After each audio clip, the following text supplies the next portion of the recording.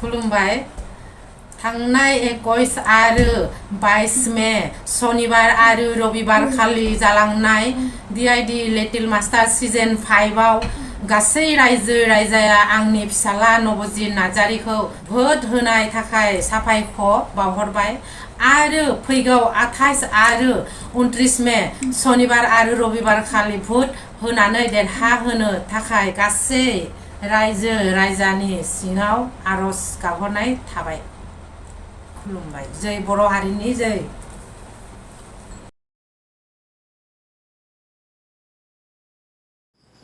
Good evening friends. Hello friends, welcome back to my channel. आसा खालामबाय नोंथांमोना बयबो मोजाङै दङ, आंबो मोजाङै दङ। दिनैनि भिडिअआ जाहैबाय आङो नोंथांमोनजों मोनसे भिडिअ शेयार खालामनो बुंनो सानदों आरो बयखौबो नोंथांमोना मिथिखायो।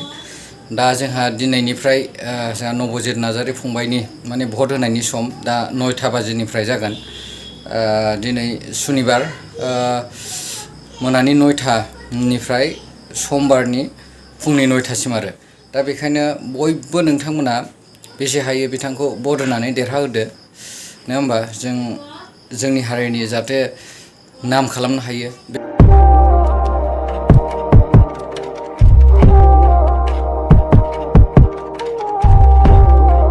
दा बे फंबाय नबजित नार्जारीया जोंहा डिआइडि लिटिल मास्टार सिजन 5 आवहाय टप 5 आव दं आरोखि। दा बेखायनो जों साफ्रोमबो सुबुङानो बिथांखौ भट होनानै मदद खालामनांगौ जाहाथे देरहासार जानो हायो आरो जोंनि हारिनि नामखौ जोंनि हारिनि मुंखौ गोजौआव लांनो हायो जोंहा बे फंबाय नबजितआ। दा नोंथांमोना बै स्क्रिनाव होनाय नाम्बारावनो मिस कल हरबानो जाबाय। मिस कल हरबानो भट थांगोन आरो दा बेखायनो जों साफ्रोमबो बर' सुबुङा बिथांखौ भट होनांगौ आरो देरहासार जाहोनांगौ।